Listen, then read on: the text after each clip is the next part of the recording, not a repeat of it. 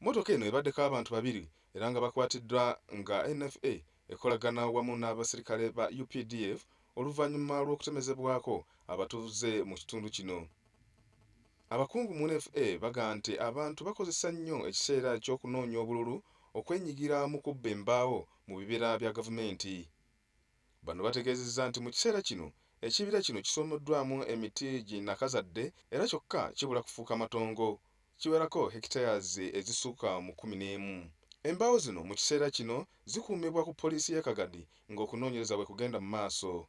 Okusinziira ku akulira NFA mu bitundu bino, Buziyandya nabo bano bagenda okugasimbagana n'amateeka okulaba nga abantu abalala bonna abalina ekirowoozo nga kino okukoma mbagirawo. As we talk now, we have arrested 2 people. Yesterday evening we arrested the manager of Vanesio. Then today, ready to kill, but after seeing that he was unable, he was overpowered, he ran away, but good enough, we have got him. Wabula eraga nti abantu nga bano babeerako n'abakulu mu gavumenti ababawa obukuumi nga ne mu kkooti oba mu kkomera tebagenda kubandaalayo kinene. Ndyana baga nti bano balina omugagga omukukuutivu mu kitundu kino gwe bakolera amanyiddwa nga Karezia. This is one of the sites where we recently impounded these 2 power saws. We can't leave him do what? Take the timbers. We had to seek for manpower from Chenjojo.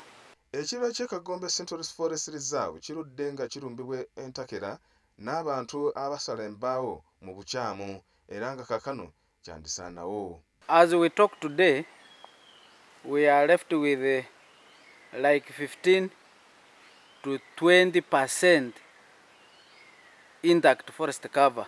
Abamu ku batuuze abalumirirwa ekibira kino baga nti walina okubaawo enkola ey'okulondoola engeri emiti mu kibira kino gye gitemebwamu ko n'okusomesa abatuuze obulemu obuli mu kusaanyaawo ebibira.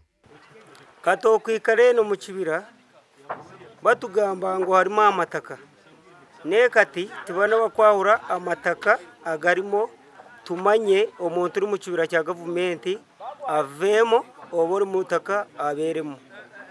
Ensonga eyo yetureetedde kuguma tutudde wano mu butaka oba riri rya gavumenti oba riri ttaka ry'abatuuze titunaba kukenga.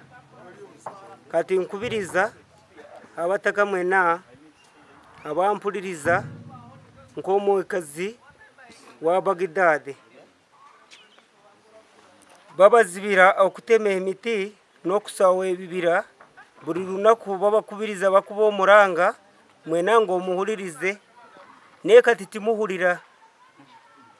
Ensonga eri emu omulamuzi yatugambanga titusaawa bibira oba ngo tuteme emiti naye kati temuhuliriza omuranga gwe bakuba. NFA should do whatever it takes to ensure that the boundary demarcations are done, so that when you are talking about these issues, I think they come out clearly. But also there is this other challenge that we see. I think there is a lot of politics within the conservation of this forest. Stephen Mwiri, WBS TV.